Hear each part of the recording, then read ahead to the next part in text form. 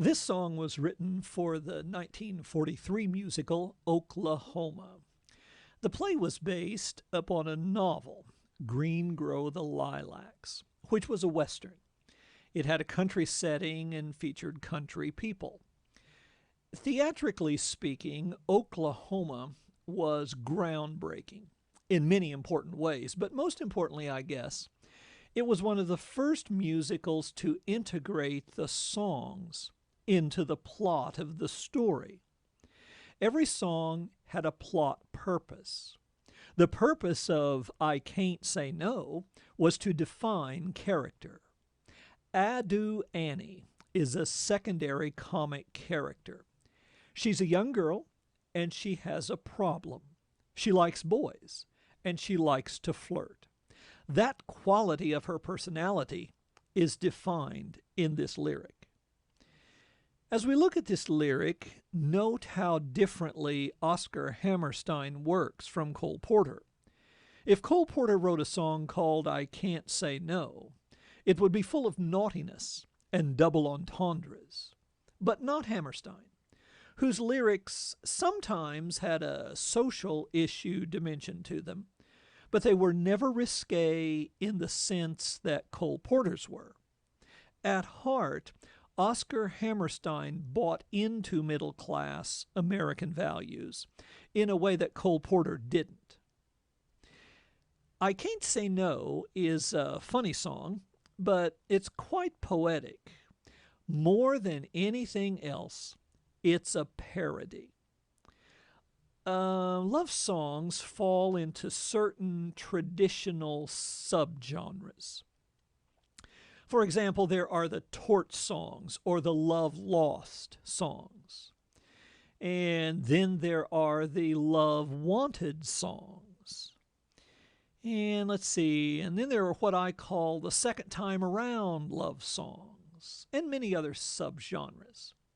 Well, this song is a parody of the I Can't Help Myself love song. Mostly, this subgenre of love song is serious and emotional. It's all about losing one's heart or soul. Often these songs feature imagery of imprisonment or captivity. In fact, one of the most famous songs of this golden era of popular music was Prisoner of Love. Well, Hammerstein takes this serious subgenre and turns it into a comedy. The comedy is created by the use of dialect, clever rhythms, rhymes, and images. So let's take a look at it. It ain't so much a question of not knowing what to do. I've knowed what's right and wrong since I've been 10. I heard a lot of stories, and I reckon they're true, about how girls are put upon by men. I know I mustn't fall into the pit, but when I'm with a feller, I forget. Well, of course, the dialect creates some humor. And that image of falling into the pit is the kind of thing that a country fire and brimstone preacher would warn his young parishioners about. I'm just a girl who can't say no. I'm in a terrible fix. I always say, come on, let's go, just when I ought to say nix. When a person tries to kiss a girl, I know she ought to give his face a smack. But as soon as someone kisses me, I somehow sort of want to kiss him back. I'm just a fool when lights are low. I can't be prissy and quaint. I ain't the type that can faint. How can I be what I ain't? I can't say no.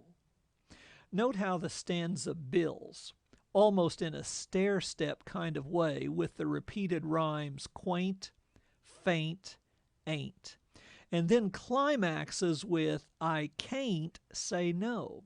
Hammerstein uses the repeated rhyme yet again, but he puts it in a different place to allow the emphatic word no to end the stanza. What you gonna do when a feller gets flirty and starts to talk purty? What you gonna do? Supposing that he says that your lips are like cherries or roses or berries, what you gonna do? Supposing that he says that you're sweeter than cream and he's gotta have cream or dye, what you gonna do when he talks that way? Spit in his eye? Well, note the corniness of the images.